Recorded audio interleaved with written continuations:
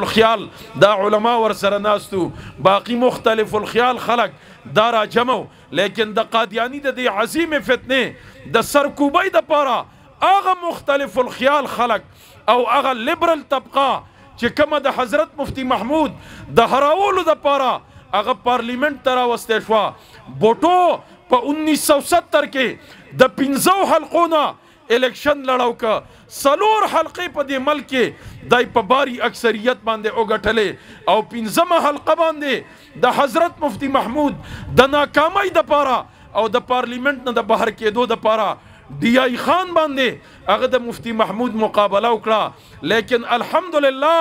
اول ځل په تاریخ کې د ډی آئی خان هغه حلقه وا چې حضرت مفتی محمود د بوټو ضمانت د دې حلقې نه ضبط کړی دی دومره باری اکثریت باندې هغه ورله شکست ورکه هغه سړی چې د پاکستان پارلیمنٹ ته راغی الحمدلله د قادیانی مسله د پارلیمنٹ کې اوچته کړه او هغه مختلف الخیال خلق د ځان سره متفق الخیال وګرځول لہذا دا عظیمه فتنه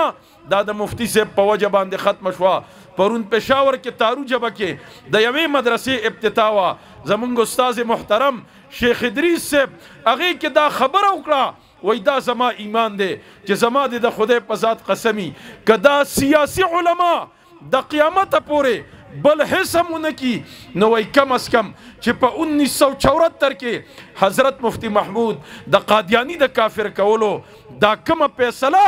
د پاکستان د پارلیمنٹ نه وکړه وای د علماء د نجات د پاره په سیاسی میدان کې ماته دام کافی ښکاری نعره تکبیر جمعیت علماء اسلام شیخ قاسم صاحب جمعیت علماء اسلام زندہ ہے جمعیت زندہ ہے جمعیت لہذا محترم عزیزانو او بیا د اغین رستا حضرت مفتی محمود رحمه الله او فرمایل چې زکله 1962 کې اول د پاکستان پارلیمنٹ تلاړم زما ضمیر نه مطمئن کېده چې د بخاری او د ترمذی درس میں پرېښود او دلته به حیا زنانو سره دلته د شرابیانو په مجلس کې الته کې زناستما نو لہذا ضمیر مې نه مطمئن کېده 1970 کې چلاړم بیا به مې ضمیر مطمئن نه چې هغه معطر ماحول د طلباء او د دوره حدیث او د دارالفتاء چې 22,000 فتوی دا د دې سړي په لاس باندې لیکل شوی دي د هغه ماحول نه راووتم د شرابیانو په مجلس کې چې کم دی صاحب ناستم لیکن هغه فرمای چې کله 1974 کې د عظیم خدمت د رسول الله د عزت او د ناموس د تحفظ الله مانه د پاکستان په پارلیمنٹ کې واخسته زما ضمیر مطمئن شه چې واقعي دا دغه بخاری خو به 2000 خلق دا نورم پړو کی لیکن محترم عزیزانو دغه کوم عظیمه خدمت د پاکستان د پارلیمنٹ نا د قادیانی د کافر کولو او په تمام اسلامی نړۍ کې واحد پاکستان هغه ملک ته چې دلته قادیانی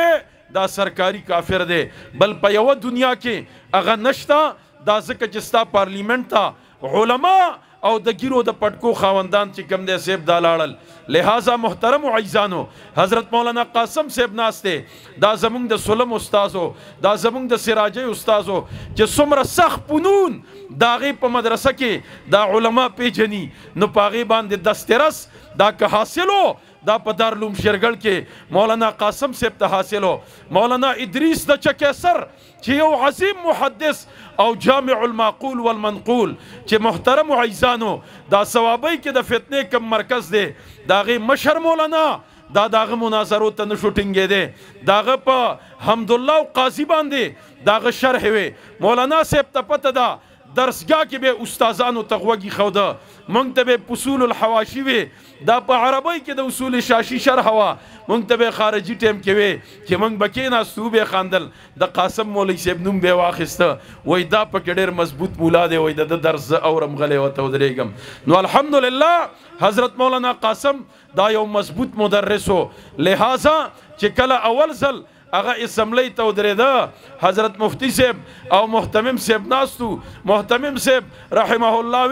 وی د باندې به د دارالعلوم هم ډېر کار خراب شي او دغه سیاسی میدان هم ډېر ضروری دی مفتی صاحب ورته وی پرویز مشرف هغه ګینتري راخسته ده دا مدرسې د شان وراني شاته نه دا بنیادونه وراني د جماعتونو بنیادونه وراني مونږ مولانا قاسم اسمبلی تلیګو چې د هغه ګنتري والا لاس اونیسی د مدرسې حفاظت کی د جماعت حفاظت کی زما د پټکی او زما د ګيري چې کم دې سیب تحفظ کی لہذا په هر دور کې نن دغه قادیانی نواز خلق دا په حکومتونو کې او حکومتي بنچونو کې ناس وي لہذا د حضرت مفتی محمود صاحب دغه 295 میسی د دفعاتو د داخلولو نرستا